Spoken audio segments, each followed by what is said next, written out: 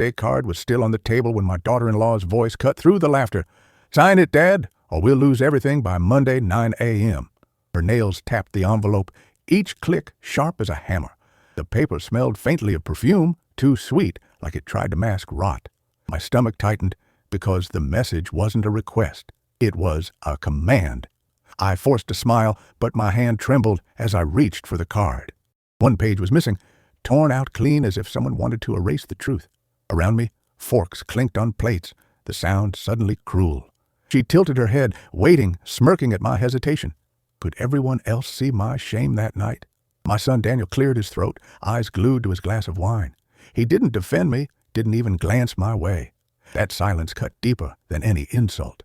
I remembered nights working late shifts so he could study, the smell of machine oil on my clothes, and now he couldn't meet my gaze. Did he already take her side? The envelope slid closer across the table, the edge brushing my wrist. "It's simple," she whispered, but her tone carried a blade. The perfume stung my nose again, making the paper feel poisonous. I wanted to tear it apart, but the deadline inside that letter chained my hands. Could a missing page decide the rest of my life?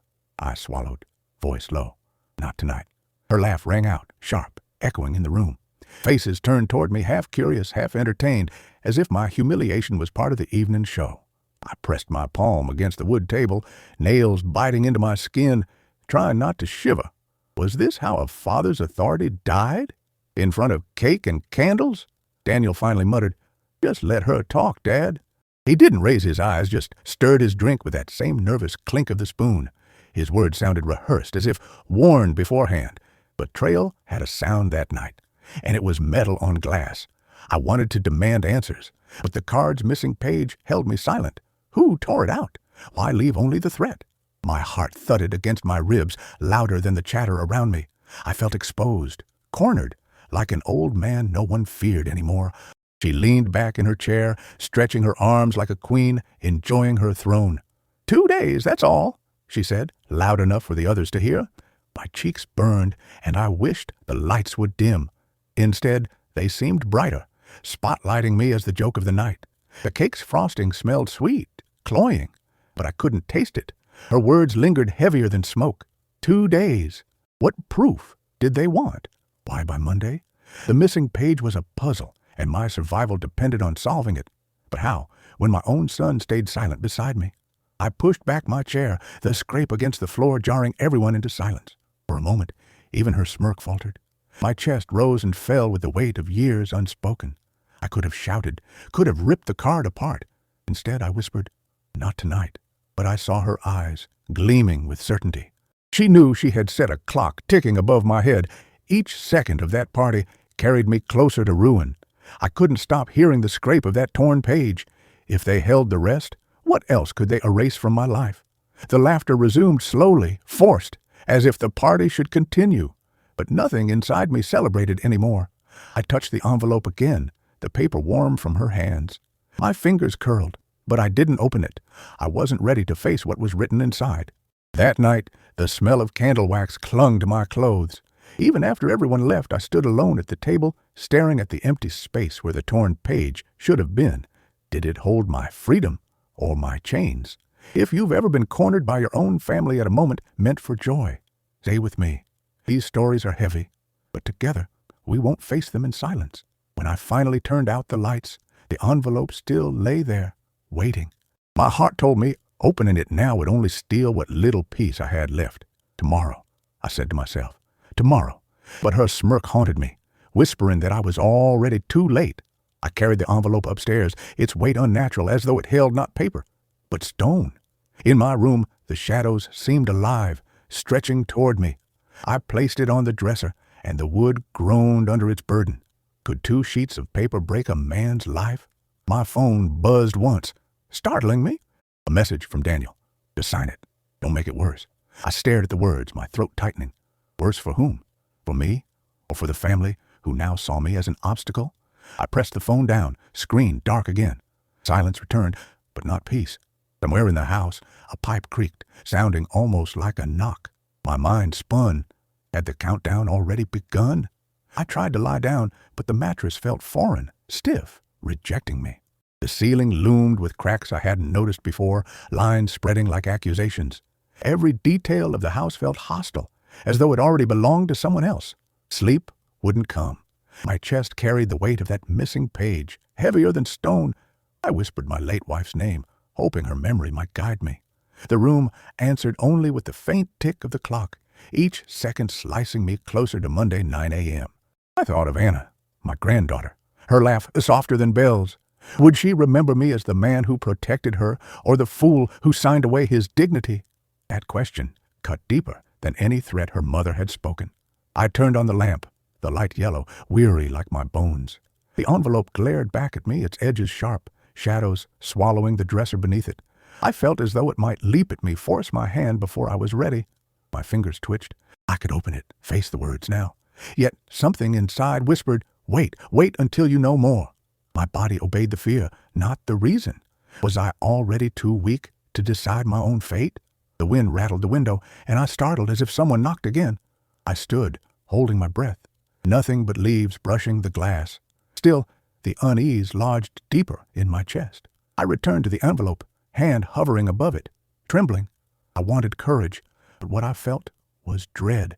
"Tomorrow," I repeated, the word hollow, a promise already fraying. As I turned off the light, I caught sight of my reflection in the window. My face sagged with exhaustion, eyes sunken. I looked less like a man and more like a shadow clinging to the edge of his own home. The envelope remained untouched. The night pressed heavy, and the clock's hands refused mercy. 2 days to prove something I didn't yet understand, and the missing page laughed at me from the dark. The last thing I heard before sleep finally pulled me under was the faint crinkle of paper, though no one else was in the room. The birthday card in front of me wasn't complete.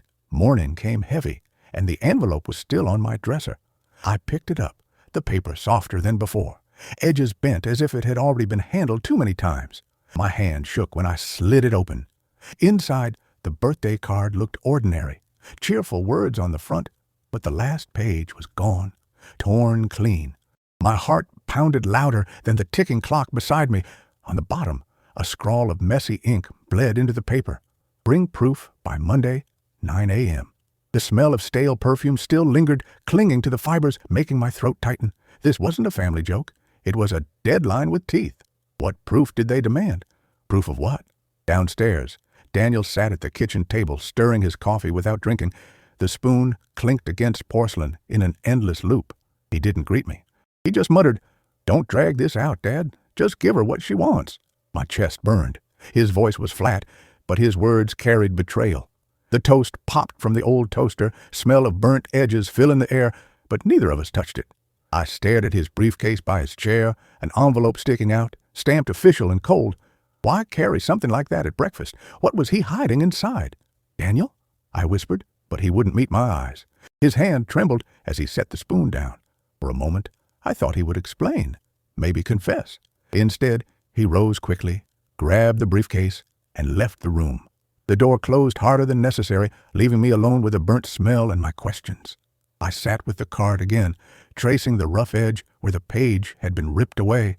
Who tore it? What did they erase from my sight? My palms sweated, smudging the ink, as if the demand itself might vanish under my touch. But the deadline remained.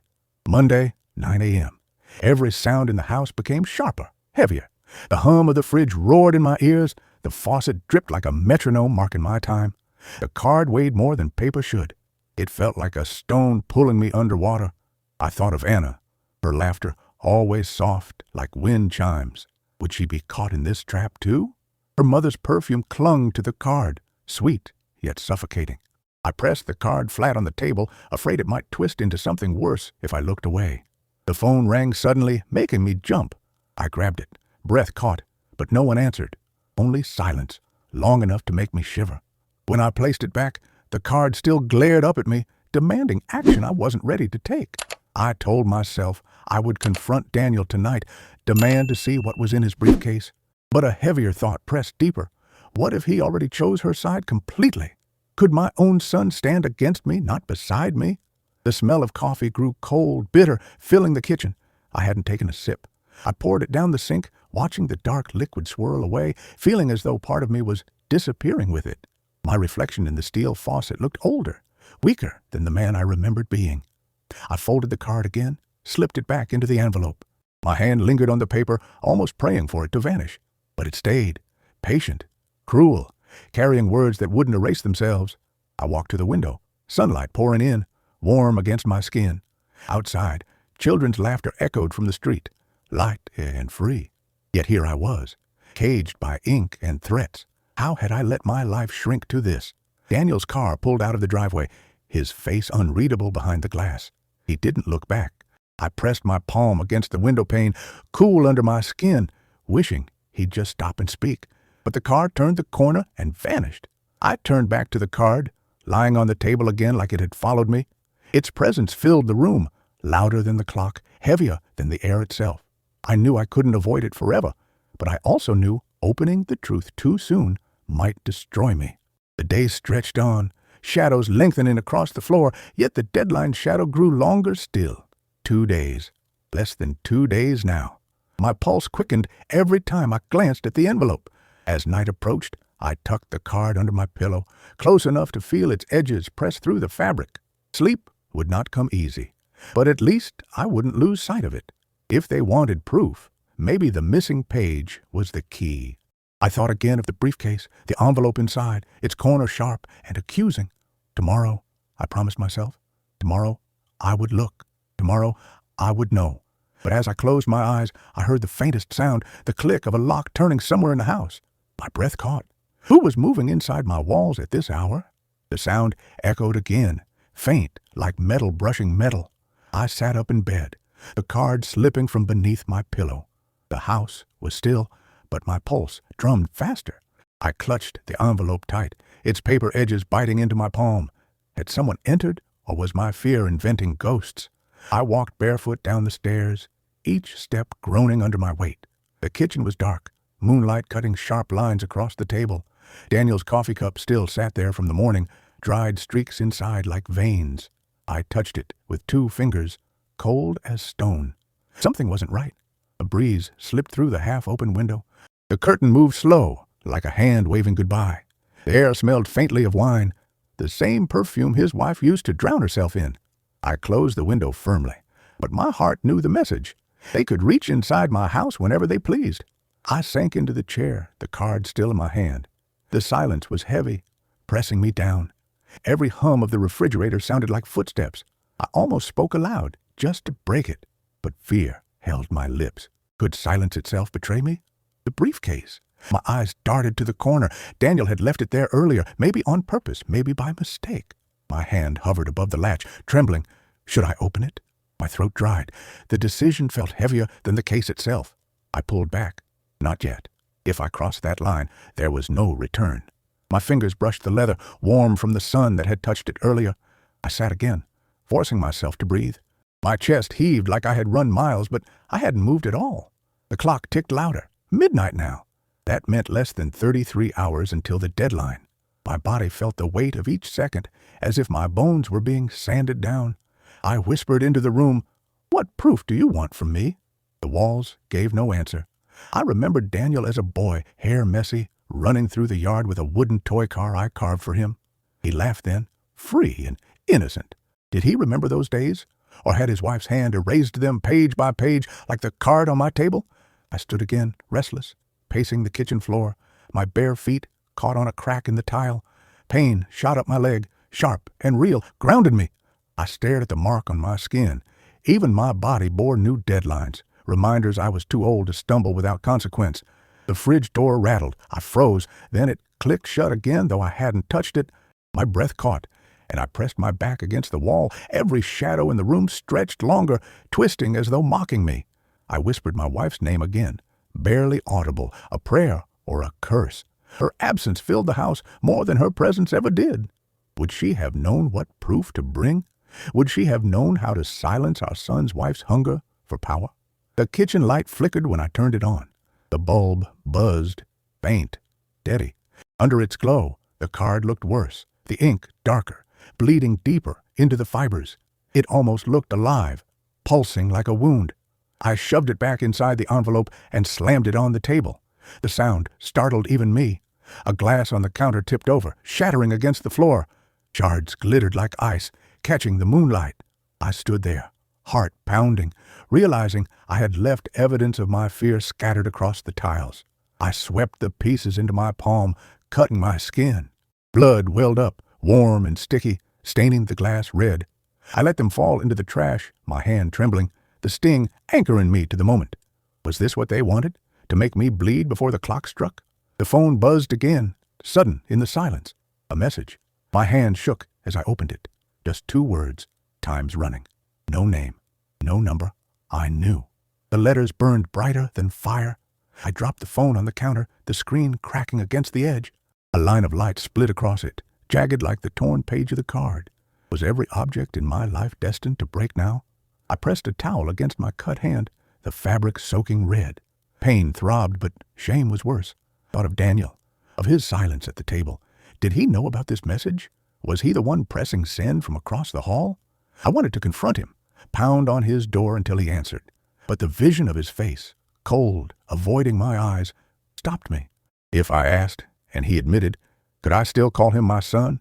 Or would I lose him completely in that moment? I leaned against the sink, listening to the faucet drip. Sound was slow, steady, cruelly calm. It reminded me of time leaking away, drop by drop. I counted each one until I couldn't bear it anymore. The briefcase sat where I had left it. Its metal clasp gleamed under the weak bulb. I reached out once more, my hand shaking over the latch. But I stopped again, pulling back. The decision wasn't ready. Not tonight. The air grew colder, settling heavy in my lungs. I turned the light off, leaving the kitchen in shadow. But as I stepped away, I swore I saw the briefcase move, just slightly, as though someone had brushed past it. I froze in the doorway, heart hammering, ears straining. Nothing. Only silence, deep and endless, swallowing my questions. Yet the briefcase waited, patient, holding whatever truth I wasn't ready to face.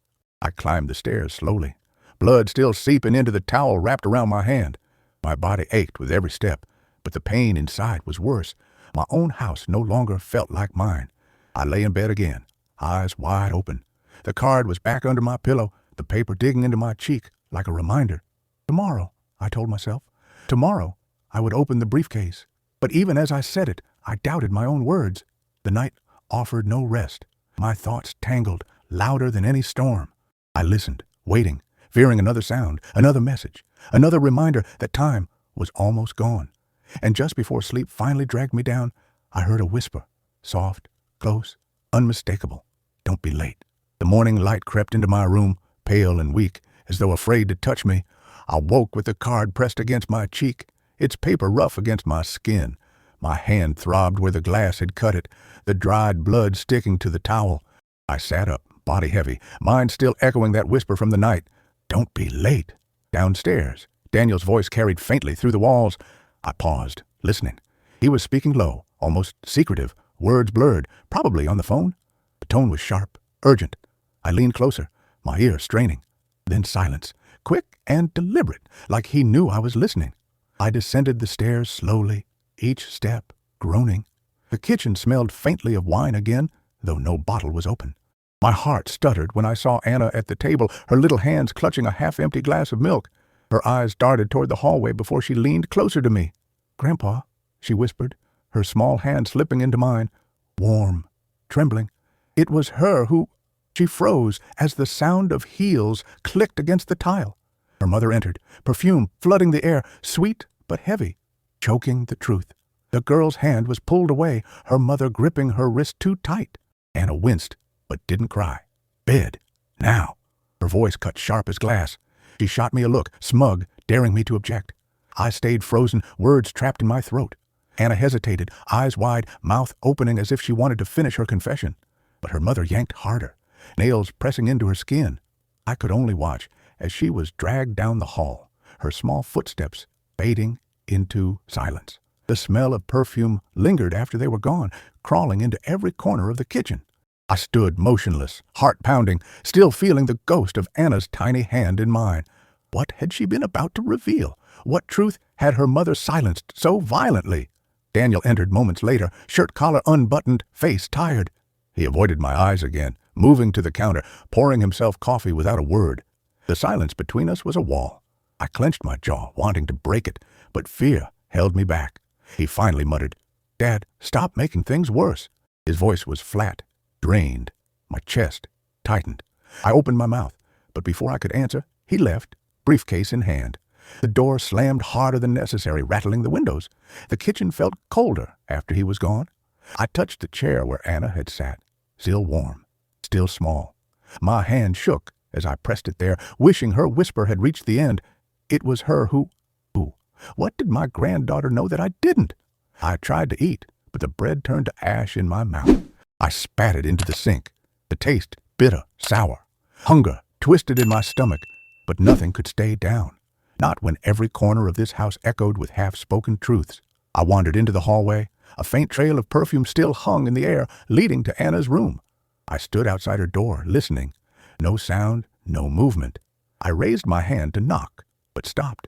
What if she was punished for even looking at me again? I returned to the kitchen, restless, gripping the card. Its torn edge mocked me, the missing page louder than any voice. Could Anna's whisper and this page be connected? My mind spun, weaving fear and hope into the same knot. The phone buzzed again. A new message, no name, proof. Monday, 9 a.m. Don't fail. My heart raced, palms slick with sweat. The letters blurred as my vision swam. Why send reminders when the threat was already etched into my chest? I slammed the phone down, my cut hand burning from the pressure. Blood seeped fresh through the towel. I wrapped it tighter, but the pain pulsed stronger. Every beat of my heart reminded me that time was draining as surely as blood. I sat at the table, head in my hands. I wanted to call Daniel back, demand answers, scream until he couldn't pretend anymore, but I knew his silence would be sharper than any word. His loyalty had shifted, and I was left abandoned in my own house. The shadows lengthened as the day wore on. The walls seemed closer, the rooms smaller. Every tick of the clock carried me toward Monday. The missing page haunted me, Anna's whisper echoed, and her mother's perfume choked every breath I took. I stood again, pacing, restless. My hand brushed against the drawer of my late wife's desk. Dust rose, sharp and dry in my nose. I froze. Something in me said, "Look." My fingers twitched toward the handle, though fear urged me away.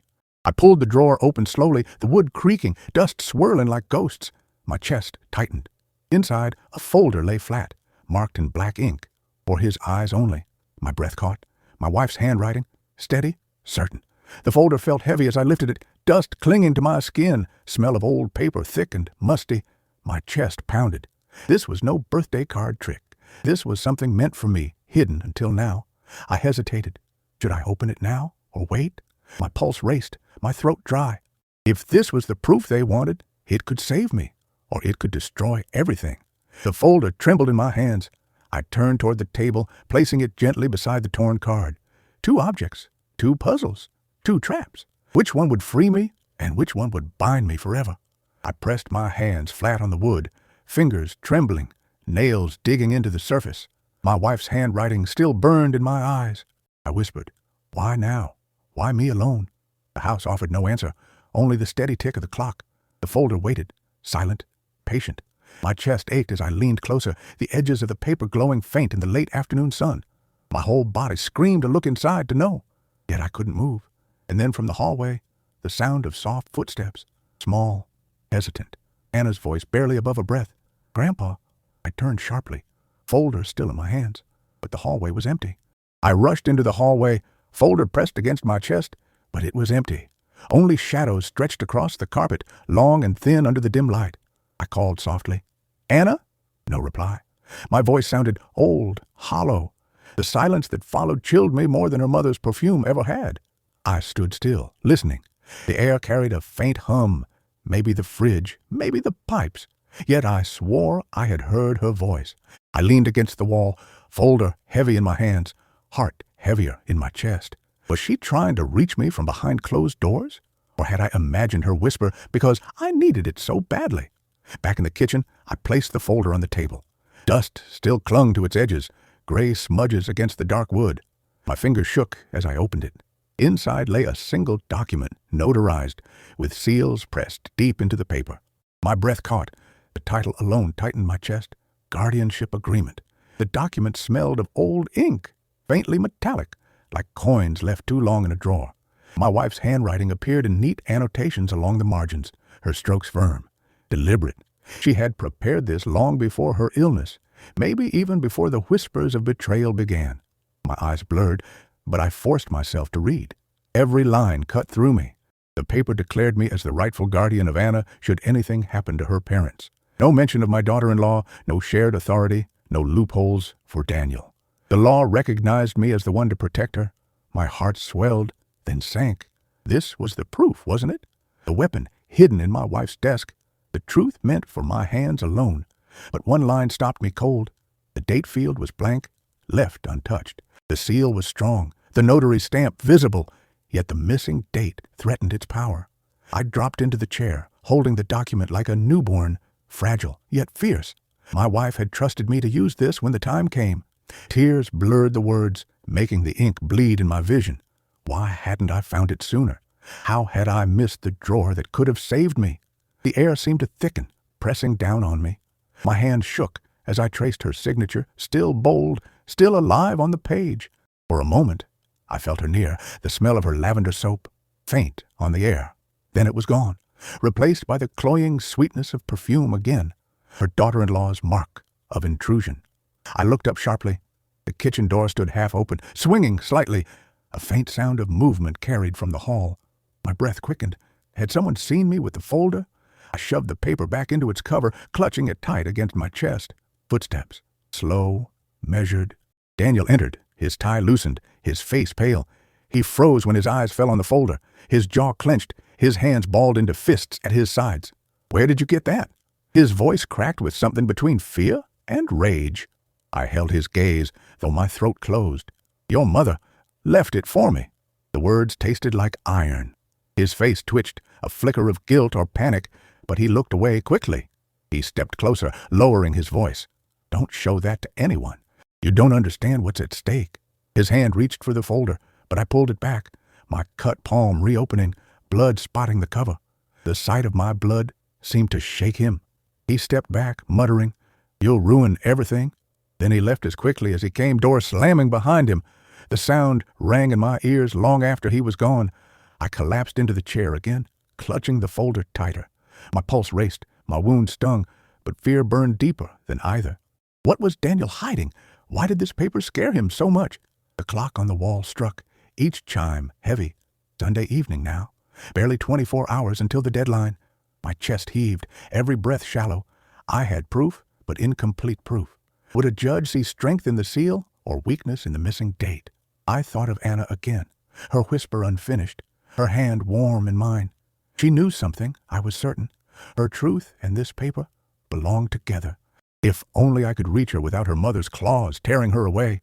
I pressed the folder flat against the table, my palm throbbing from the reopened wound. Blood smeared faintly across the cover, mixing with the dust. It looked almost ceremonial, as though my body itself had pledged to guard the paper. The phone buzzed once more, this time a voice message. I hesitated, then pressed play. A man's voice, cold, unfamiliar. "Tomorrow, courtroom 4B, 9 a.m. Full documents or custody rights are void." My hand trembled as the recording ended. Courtroom 4B. The threat had grown teeth, sharper than ever. No longer just a card, no longer just a whisper. Now the law itself was pulling me into the fight. My wife's folder felt heavier, as though it already knew its role. The room swam before me, my vision narrowing.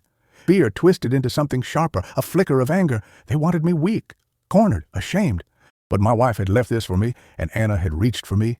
Could I still stand tall, even broken as I was? I pressed my head into my hands, body trembling. My decision loomed, enormous and unavoidable. Reveal the folder as it was, risk them shredding my case. Await, gamble with silence, and maybe lose Anna forever. The house was silent again, but silence no longer comforted me. It carried weight, expectation, demand. I glanced at the folder, its edges glowing faint under the kitchen light.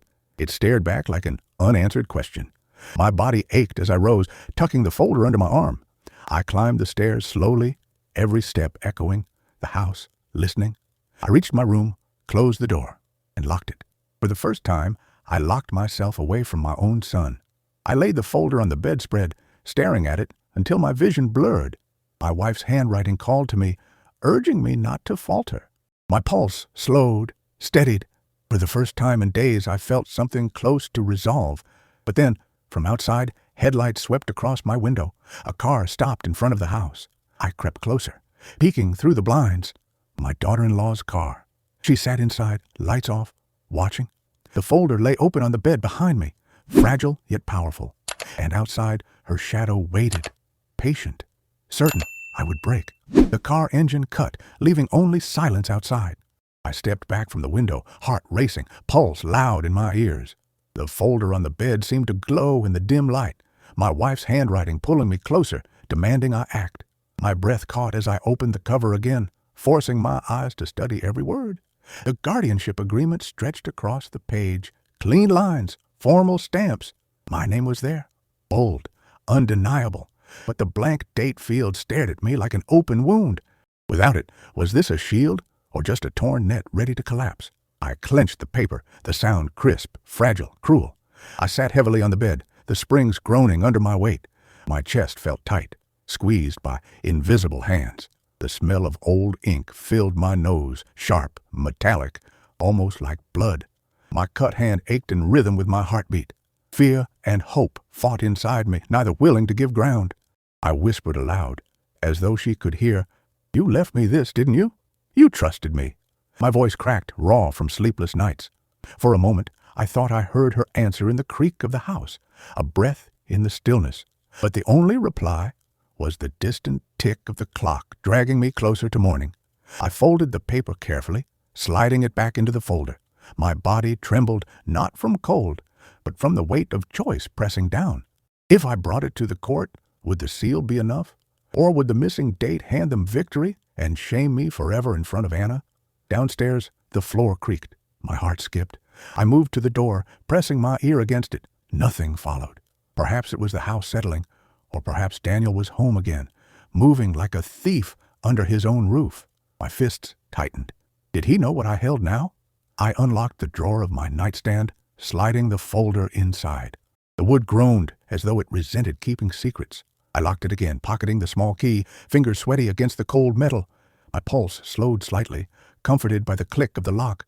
But outside, the headlights were still gone. The car no longer sat on the street. She had left. Or had she simply turned the corner to wait where I couldn't see? The thought gnawed at me. I felt watched, even in darkness. I lay back on the bed, eyes open. The ceiling cracks stretched above me, lines twisting like a map of mistakes. Sleep teased, but never arrived. Each time I closed my eyes, I saw the blank date, mocking, daring me to believe it still held power. Morning came gray, heavy. I rose with my bones aching, every joint stiff. The smell of stale coffee greeted me from the kitchen. Daniel was there already, briefcase at his feet, cup in his hands. He didn't look at me. I sat across from him, the chair cold. My hand brushed the table, wood worn smooth by years of meals we once shared in peace. I wanted to ask him about the court, about his silence, about the car outside, but fear and pride tied my tongue. He finally spoke, eyes fixed on his cup. "Don't make this harder, Dad." His voice was low, trembling, as though rehearsed 100 times. My throat closed. I wanted to shake him, force him to see me, but my body stayed still, heavy as stone. The briefcase rested by his leg, leather scuffed, clasp shining. I stared at it, pulse rising. That case held answers, or chains. If I opened it, I might find the truth, but I also might find the rope they had tied around my neck. Daniel rose suddenly, grabbing the case, leaving his coffee half drunk. He moved toward the door without a glance. The slam shook the walls again, the sound more final each time. I sat frozen, listening to his car pull away. Alone, I returned upstairs. The folder waited in the drawer, silent, accusing. I unlocked it, lifting the paper again. My wife's signature glared back, steady and strong. But the missing date tore at me. Did she leave it blank to protect me or to test me? I held the paper up to the light, tilting it. The notary's stamp gleamed faintly, pressed deep into the fibers. Real, official. Could a judge deny a seal just because of an empty line? My hope flickered, fragile, ready to burn out. I thought of Anna again, her whisper unfinished, her eyes pleading. Her safety was the cost. Her laughter, her innocence, her future. That was the weight behind the paper, not money, not property, her. The house grew quieter as the day dragged on, each tick of the clock louder, sharper. Monday loomed. Hours slipped through my fingers like sand. and I could do nothing but wait. Waiting was its own punishment, heavier than action. In the evening, I walked the yard. The grass brushed against my legs, cool, damp from dew. Neighbors passed on the street, nodding politely, unaware that my life dangled by a thread. Their ordinary smiles cut me deeper than cruelty could. Back inside, the phone buzzed again. This time, no message, just a missed call, number blocked. I gripped the phone hard, veins straining in my hand. My stomach twisted. They were tightening the rope, reminding me they watched every move. I placed the phone face down on the table, refusing to answer. My strength was running thin, but I would not give them my voice tonight. The paper on my bed whispered louder than the device in my hand. As night fell, the house shifted again, wood creaking, pipes groaning. I sat by the window, folder in my lap, watching the street. Darkness swallowed everything, leaving me alone with my doubts. Then, just as I began to drift, a knock thundered at the door, loud, urgent, impossible to ignore. My body jolted upright, folder clutched tight, blood rushing in my ears. The sound came again, heavier, shaking the walls. Someone was here, demanding entry, and in the silence after, I heard the faint hum of an engine idling outside. The knock shook the doorframe, deep and violent, rattling the glass panes. I froze in the hallway. Folder clutched against my chest, breath held tight in my lungs. My knees threatened to give, yet my ears strained toward the sound. Whoever it was, they wouldn't leave without forcing something into my hands. A second knock thundered, louder than the first. My heart pounded so hard it drowned every other noise. I crept closer, feet dragging across the wood floor, the smell of dust rising around me. My hand hovered near the knob, but I pulled back, trembling. Through the thin curtains, headlights spilled across the yard, cutting pale beams through the dark. A car idled just beyond the gate. The engine's hum was steady, patient, unyielding. They weren't leaving. My pulse climbed with each second.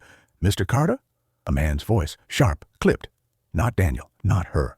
The sound carried authority, a tone that expected obedience. I swallowed, throat dry as sand, and edged closer to the door. A sealed envelope slid under the crack, its corners scraping across the floor. The sound was small, but it cut through me sharper than the knocks. My chest tightened as I bent slowly. Fingers grazing the heavy paper, I picked it up. The envelope smelled faintly of ink and fresh glue. Sterile, official. My hand shook as I broke the seal. Inside was a folded notice, stamped, cold. My eyes darted across the words, heart lurching. Court hearing. Monday, 9 a.m. Courtroom 4B. Failure to appear forfeits all custody rights. My stomach dropped. The paper slipped from my hand, hitting the floor with a soft thud. The echo lingered longer than it should have. Monday, 9 sharp. No grace left. No space for silence anymore. I pressed a hand to my forehead, sweat dripping down my temple. The folder upstairs suddenly felt heavier, more dangerous. Could this one paper with its missing date stand against an official summons? Or would I walk into that room already defeated? Outside, the car door slammed. Footsteps crunched gravel, then faded. The engine roared to life and disappeared into the night. Silence rushed back, but it was heavier now, filled with deadlines and fear. I bent down, picked the notice up again, pressing it flat against the wall. The paper was cold, almost wet, and it seemed to stick to my skin. I wanted to tear it apart, but the words were etched into my bones already. I carried it upstairs, slow, each step groaning. The house felt smaller with each movement, as though walls were closing in. In my room, I placed the notice beside the folder. 2 papers, 2 weights, 2 futures, both incomplete, both demanding. My head spun. I sank onto the bed, pressing both hands against my face. Images of Anna's whisper replayed, her small hand squeezing mine. Her mother's perfume, Daniel's silence, the torn card. Everything collided, loud as thunder in my mind. A gust of wind rattled the window. My body jolted as though struck. The sound reminded me of the knock, of the demand. My blood pounded, filling my ears. I whispered into the empty room. How much more can they take? The folder shifted slightly, air moving its cover. I stared at it, terrified as though it breathed. My wife's handwriting glared back at me, each stroke unyielding. I felt her urging me to carry it, to trust what she had left behind. I rose, pacing the room. The carpet muffled my steps, but the sound of my breathing grew louder, heavier. My chest ached with every inhale, fear pressing against my ribs. Tomorrow was already here, pressing its shadow on me. The phone buzzed on the dresser. I snatched it, hoping, fearing. A single message. We'll be watching from across the street. My stomach turned. I threw the phone down. The crack of plastic against wood, sharp, final. I peered through the blinds. Darkness stretched across the yard. No car, no figures. Yet the words clung to me, wrapping me in dread. Every shadow outside now carried eyes. Every silence held whispers. I turned back, gripping the folder with both hands. My palms sweated, dampening the cover. The seal inside still gleamed faintly, proof of something real. But would it shine bright enough under the cruel light of a courtroom? The house creaked again, a long moan in the beams above me. I sat on the edge of the bed, folder on my lap, rocking slightly, as if the motion might calm me. It didn't. My body trembled with exhaustion, yet sleep stayed far away. The night dragged, hours crawling slower than minutes. Each tick of the clock stabbed deeper. I tried to pray, but the words stuck, bitter, useless. Only Anna's face came to mind, her eyes wide, mouth almost speaking truth. I rubbed my cut hand, the wound stinging under the bandage. The pain anchored me, reminding me I was still here, still able to fight. But the question stabbed deeper. Was I strong enough to win? I set the folder on the desk, standing tall for the first time that day. My reflection in the window looked older, beaten, but not yet broken. My wife's signature waited inside. Maybe that was enough. Maybe not. The clock struck again, its chime heavy. Only hours now. Monday loomed like a storm, unstoppable. I closed my eyes, whispering into the dark, "Please, give me strength." And then 3 sharp knocks rattled the door downstairs once more, closer, louder, leaving no chance to ignore. The second round of knocks shook me deeper than the first. I rushed to the hallway, heart hammering, folder tight in my grip. My breath clouded in the cool air, though the night wasn't cold. Whoever stood behind that door had come to force me into a decision I wasn't ready to make. I opened it slowly. Daniel stood there, face pale, eyes darting, shirt untucked as if he hadn't slept. He pushed past me without waiting, slamming the door behind him. The smell of his cologne mixed with sweat and stress. He didn't look like my son anymore. "Dad," he hissed, voice shaking, "give me the papers, now." His eyes locked on the folder pressed against my chest. For a moment, his hand twitched as if he might snatch it from me. My knees weakened, but I didn't let go. I shook my head, words stuck in my throat. He stepped closer, looming, taller than I remembered, the boy I once carried, now a man towering with threats. My pulse raced, sweat trickled down my back. This was no longer a family dispute. It was war at my doorstep. "Listen," he snapped, lowering his voice. "If you walk into that courtroom tomorrow with that, she'll cut you off. No visits, no dinners, no seeing Anna ever again." His words sliced clean, brutal. I staggered back, as though struck. Anna. Her name alone bent my knees. I imagined her smile, her small hand slipping into mine. The thought of losing her broke me more than any deadline. My chest burned, my hand trembled against the folder. Could I survive if she disappeared from my life? Daniel pressed harder. "You think this paper will save you? It won't. The judge won't even look at it. You'll humiliate yourself."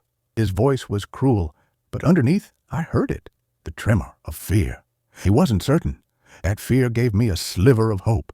I straightened, finally forcing words out. "Why are you so afraid of me holding this?" His eyes narrowed, lips twitching. He didn't answer. He turned away, pacing the room like a caged animal. His silence said more than words ever could. The clock struck midnight. The sound filled the house, heavy, final. Less than 9 hours remained before the hearing. My stomach churned, my throat closed. Time was no longer a shadow. It was here, pressing, demanding. Daniel stopped pacing, turned to me again. His eyes shone with something desperate. "You've got one night to decide. Give it to me now or tomorrow." He didn't finish, but the threat hung, thick as smoke. I clutched the folder tighter. My cut hand stung, blood seeping again into the paper's edge. His eyes caught it, and he stepped back, almost wincing. The sight of my blood unsettled him. I held it high, trembling but unyielding. He tried one last time, softer this time. "Dad, please, don't do this to us." His voice cracked. For a moment, I saw the boy again, lost, confused. My heart clenched, but I couldn't let his plea bury the truth my wife had left me. I whispered, "I can't." The words felt like stone in my mouth, heavy but final. His shoulders sagged, anger flooding his face in its place. He turned, stormed out, door slamming with such force the glass shook. Silence returned, broken only by my ragged breathing. I sank into the chair, folder against my chest. My tears fell onto the cover, mixing with blood and dust. Proof, they wanted. Proof I had. But at what cost? The house seemed to shrink around me. Every shadow lengthened, every creak louder. The air smelled of sweat and old ink, suffocating me. I pressed the folder flat on the table, staring at it, as though it might answer questions I couldn't. I thought of my wife, her steady hand leaving these words for me. I thought of Anna, her whisper, unfinished. And I thought of Daniel, torn between fear and betrayal. Each image stabbed me deeper, yet they pulled me forward. Tomorrow, I couldn't stay silent. I rose, pacing, restless. The floorboards groaned under each step. I stopped by the window. The street was empty, but I felt eyes everywhere. My daughter-in-law's car would be there again, watching, waiting. She thrived on my fear. I slammed the window shut, locking it. The sound was sharp, final. My reflection stared back, eyes sunken, face drawn, but still standing. For the first time in days, I saw not only fear, but also fire. The night dragged. I sat in the chair, folder in my lap, clock ticking louder each minute. My eyelids drooped, but every time I closed them, I saw the judge's bench, the blank date mocking me, Daniel's threats echoing. Sleep was impossible. Instead, I spoke aloud, voice trembling. I'll carry it. I'll bring it. The room felt larger after the words, as though walls pulled back slightly. For a moment, hope flickered, weak but real. The candle I lit flickered, scent of wax filling the air. Shadows danced on the wall, stretching long, restless. I watched them sway, as if mocking my indecision. Yet the flame reminded me of her, my wife's strength, her quiet certainty. I pressed the folder against my chest again. Tomorrow I would walk into that room. My knees might shake, my voice might fail, but the paper would speak louder than both. Outside, the wind rose, rattling branches against the window. The sound was like hands clawing at the glass, demanding entry. I closed the curtains, shutting the world out. And just as I turned back, the clock struck again. This time, the sound was followed by a faint creak upstairs. My blood chilled. Someone else was inside the house. I barely slept, the creak from upstairs haunting me until dawn. My body was heavy, but my mind refused to rest. When the sun rose, pale and gray, I was already dressed, folder in hand, the weight of it pulling on my arm like a chain. My stomach twisted, as if warning me that today would strip me bare. The courthouse loomed tall, stone cold, its walls swallowing the weak. Each step up the stairs burned in my knees, but I climbed anyway, folder pressed against my chest. People rushed past, their voices blending into a blur of noise I couldn't follow. I felt like a stranger walking into his own execution. Inside, the air was colder, smelling faintly of polish and paper. My shoes echoed on the marble, sharp and lonely. I followed the signs until I reached courtroom 4B. The door stood closed, wood dark, brass handle gleaming. My hand trembled as I reached for it. I entered slowly. Rows of benches stretched back, nearly empty, but a few strangers whispered among themselves. At the front, the judge sat already, glasses low on his nose, gaze sharp as a blade. My heart sank when I saw her, my daughter-in-law in the corner, lips curled in that same smirk. Daniel stood beside her, jaw tight, avoiding my eyes. He looked smaller here, though dressed in a suit that hung too stiff on his shoulders. My chest ached at the sight of him, torn between shame and loyalty to the wrong side. I forced my gaze away, clutching the folder tighter. The judge's gavel struck once. The sound echoed like thunder through the empty room. Case number 304, Guardianship and Custodial Responsibility Review. His voice carried no warmth, only duty. My knees shook, but I forced myself to stand tall. My daughter-in-law rose first. Her lawyer handed a file to the clerk, words rehearsed, polished, dripping with poison. She spoke of my age, my weakness, my declining stability. Each phrase cut deeper than the last, carving me into an image I didn't recognize. I clenched my fists, nails biting into my palm. My cut hand stung beneath the bandage, blood seeping faintly again. Pain steadied me. I would not let her define me with her lies. When the judge turned his gaze to me, I forced my voice steady. "I have proof," I said, louder than I felt. Gasps murmured through the benches. Danielle's head jerked, eyes widening. My daughter-in-law's smirk faltered just slightly. That flicker gave me strength. I walked slowly to the table, folder in my trembling hands. I laid it down flat, pushing it toward the clerk. The paper inside glared under the fluorescent lights, seal shining faintly. The judge leaned forward, adjusting his glasses. My chest burned with hope and terror. He lifted the document, studied it. His eyes lingered on the notary's seal, his brow furrowed. My heart nearly burst in my chest. Would he see the strength or the weakness? My throat dried, but I stood still, refusing to tremble. Then his finger tapped the blank line. The missing date. Incomplete, he murmured, low but clear enough for all to hear. My knees wavered. My daughter-in-law exhaled sharply, a triumphant hiss. Daniel's shoulders sagged with relief, but the judge didn't stop. He tapped the seal again, firm. The date is absent, yet the notarization is intact. This bears legal weight. The room gasped, a wave of shock. My heart soared, tears burning at my eyes. The seal was enough. My wife's foresight lived. My daughter-in-law's smirk shattered, her face twitching, mask slipping. She leaned toward Daniel, hissing words I couldn't catch. His eyes darted, panic flashing across his face. For once, he looked as though he had bet on the wrong side. The judge raised the gavel. This document establishes guardianship in your favor, Mr. Carter. Your custodial responsibilities are concluded. You are not bound by their demands. Gavel struck, echoing like victory bells in my ears. I exhaled, breath shaking, chest light for the first time in months. I glanced at Anna's mother, her cheeks red, lips tight, smirk gone forever. She lowered her eyes, unable to meet mine. The power she thought she held dissolved like ash. Daniel turned away, shoulders slumped. He didn't speak, didn't look at me. My heart broke and swelled at once. I had won the truth, but lost his gaze, perhaps forever.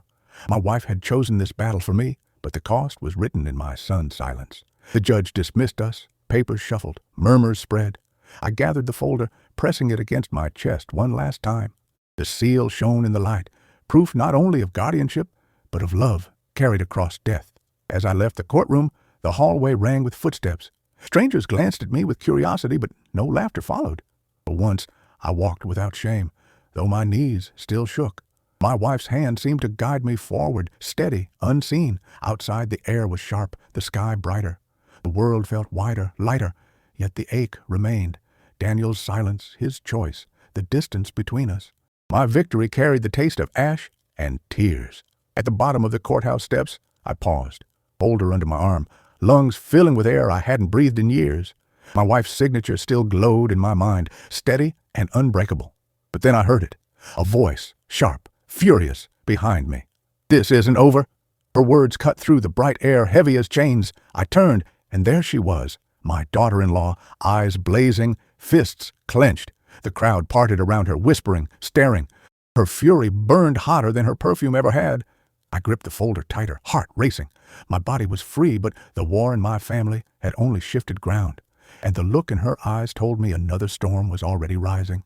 The words hung in the air sharp as broken glass. "This isn't over."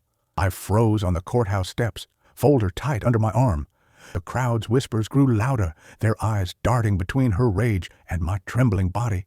My heart pounded, but I stood taller, unwilling to bow again. She stepped closer, heels striking hard against the stone, perfume cutting through the crisp air. "You think a piece of paper saves you?" she spat, her voice carrying for all to hear.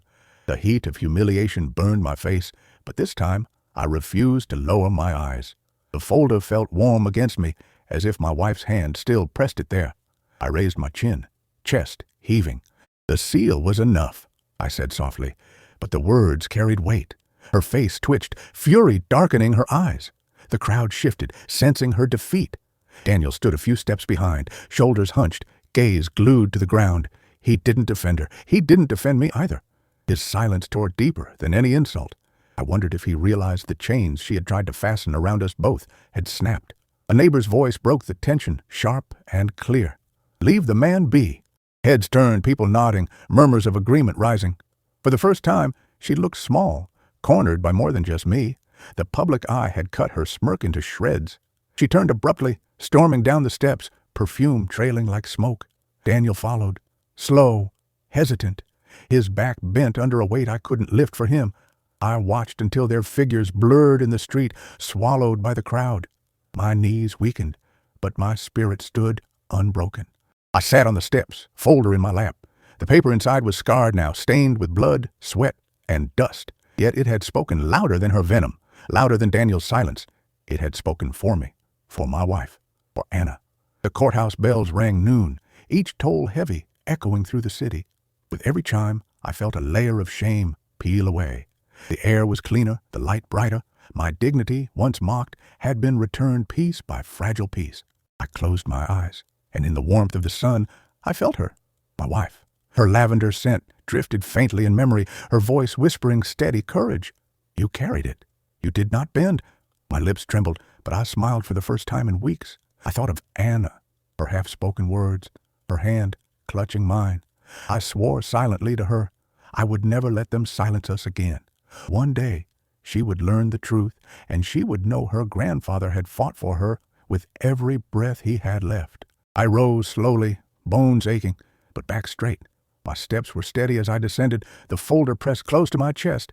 The crowd's eyes followed me, no longer with pity, but with something else, respect. The old man had not bowed. The city noise grew around me, cars, voices, footsteps, but none of it drowned the sound of the gavel that had struck in my favor. It rang still inside me, louder than the threats, stronger than the whispers. By the time I reached the street, the car that had once stalked me was gone. The shadows no longer clung so tightly. My breath was freer, though pain lingered where love had been lost. I passed a shop window and caught my reflection.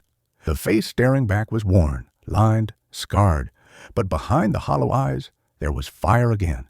The same fire that had built a life, raised a son, carried a wife through illness. It had dimmed, but not died. The folder's edges dug into my ribs as I walked, but I welcomed the sting. Proof had cost me blood, shame, and nearly my family, but it had given me back something greater, the right to stand as myself again. I turned a corner and paused, leaning against a lamppost.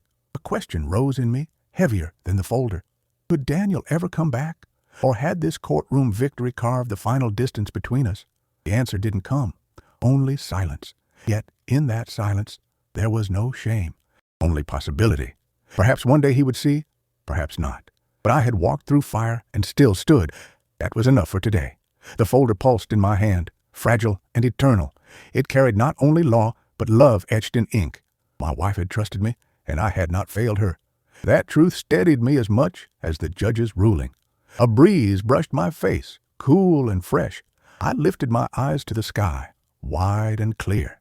For the first time in months, I didn't feel caged. I felt small, yes, but free.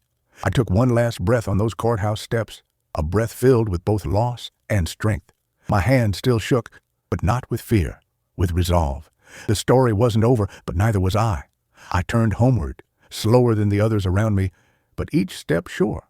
Tomorrow would bring new battles, new whispers, new cuts. But today I had spoken last. At the gate of my house I paused, touching the wood with my bandaged hand. The sting grounded me, reminded me I was alive, that I had endured. The folder stayed pressed against my chest, heart beating beneath it like a drum. I whispered into the air, voice rough but steady. I kept my word, and for the first time I felt the house welcome me back, no longer haunted, no longer foreign. Inside, silence waited, but it was no longer heavy. It was mine. And I ask you, sitting here with this truth, what would you have done in my place? You carried me through these nights by listening. Now tell me, have you fought shadows of your own? I'll be reading, because stories like ours should never stay in silence.